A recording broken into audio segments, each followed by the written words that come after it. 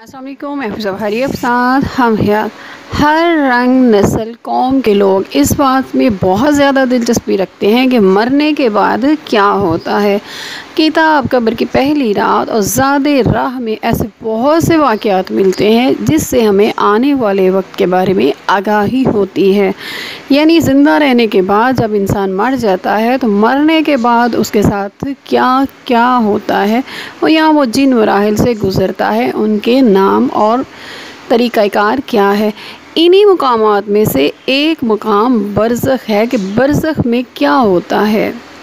برزخ کے بارے میں رسول پاک صلی اللہ علیہ وسلم اور ان کے ائمہ معصومین علیہ السلام کی بہت سی روایات ہمیں ملتی ہیں۔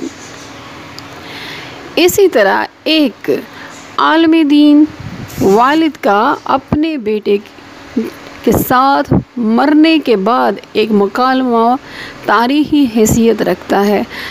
یہ ذہن میں رکھیے کہ والد بھی عالم دین تھے اور بیٹا بھی عالم دین تھے۔ جب ان کے عالم دین بیٹے کے والد اس دنیا سے رخصت ہو گئے تو کچھ عرصے بعد بیٹے کی اپنے والد سے ملاقات ہوئی۔ عالم خواب میں انہوں نے دیکھا اپنے والد محترم کو اور ان سے کچھ سوالات بھی کیے۔ بیٹے نے دیکھا کہ ان کے والد محترم کے ہونٹ کے اوپر ایک زخم کا نشان بنا ہوا ہے جس میں سے خون نکل رہا ہے۔ انہوں نے اپنے والد سے پوچھا کہ یہ کس چیز کا زخم ہے۔ ان کے والد نے کہا کہ میں تمہاری ماں سے یعنی اپنی بیوی سے کچھ اس طرح کی بات کیا کرتا تھا جو اس کو ناگوار گزرتی تھی، اچھی نہیں لگتی تھی۔ وہ جواب میں مجھے کچھ نہیں کہتی تھی لیکن میری اس بد زبانی کو وہ ناپسند کرتی تھی۔ میں اسے کچھ ایسے ناموں سے اور ایسی باتوں سے پکارتا تھا جو اسے اچھی نہیں لگتی تھی۔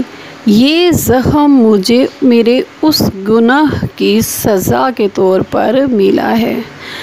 پھر انہوں نے اپنے والد سے پوچھا، کیا عالم برزخ آپ نے دیکھا؟ عالم برزخ کس طرح کا ہے؟ ہم اس کو کیا کہہ سکتے ہیں؟ ان کے والد نے کہا، یوں سمجھ لو کہ عالم برزخ ہمارے ہی کرتوتوں کا نام ہے۔ ہم جو اچھے یا برے اعمال اس دنیا میں انجام دے کر رخصت ہو جاتے ہیں، عالم برزخ اسی کی جزا یا سزا کے طور پر ہمیں ملتا ہے۔ عالم برزخ میرے لیے کچھ یوں ہے جیسے ہر طرف دھواں ہی دھواں ہے اور اس دھوئیں کے درمیان میں کھڑا ہوں۔ پھر ان کے بیٹے نے پوچھا، کیا ہم جو ہدیہ آپ کو بھیجتے ہیں کسی نیکی کی صورت میں، قرآن پاک کی تلاوت کی صورت میں، نماز کی صورت میں یا آپ کے لیے آپ کے نام پر تصدق کرتے ہوئے کوئی نیک عمل انجام دیتے ہیں، کیا آپ کو اس کا ہدیہ موصول ہوتا ہے اور وہ ہدیہ کس طرح کا آپ کے پاس آتا ہے؟ ان بزرگ عالم دین نے اپنے بیٹے سے کہا، اچانک جسم کے اوپر ایک ٹھنڈک سی محسوس ہوتی ہے۔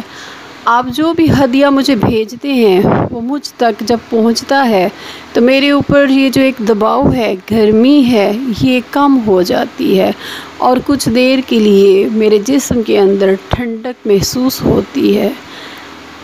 وَمَا عَلَيْنَا إِلَّا الْبَلَاغُ الْمُبِينُ۔ وَالسَّلَامُ عَلَيْكُمْ وَرَحْمَةُ اللَّهِ وَبَرَكَاتُهُ۔